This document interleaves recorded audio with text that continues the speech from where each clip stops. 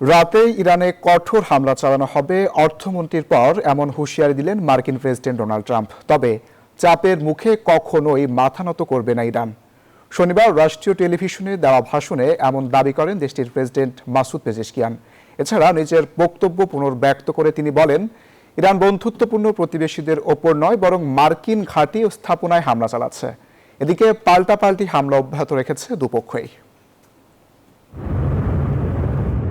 হামলার পাশাপাশি ইরানকে কাবু করতে একের পর এক হুমকি ধামকি দিয়ে যাচ্ছে যুক্তরাষ্ট্র ও ইসরায়েল।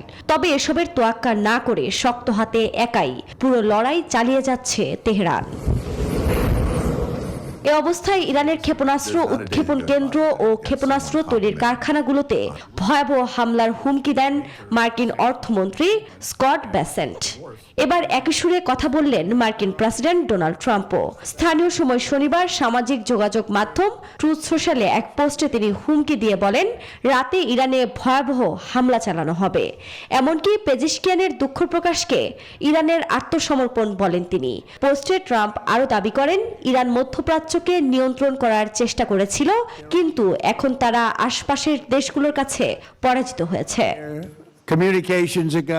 এর পরপরই নিজের বক্তব্য পুনর্ব্যক্ত করে মাসুদ পেজেশকিয়ান বলেন, ইরান বন্ধুত্বপূর্ণ প্রতিবেশীদের উপর নয় বরং মার্কিন ঘাঁটি স্থাপনায় হামলা চালাচ্ছে।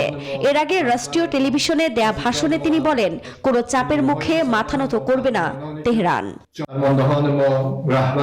গত কয়েকদিন প্রতিবেশী দেশগুলিতে হামলার জন্য আমরা ক্ষমা প্রার্থী।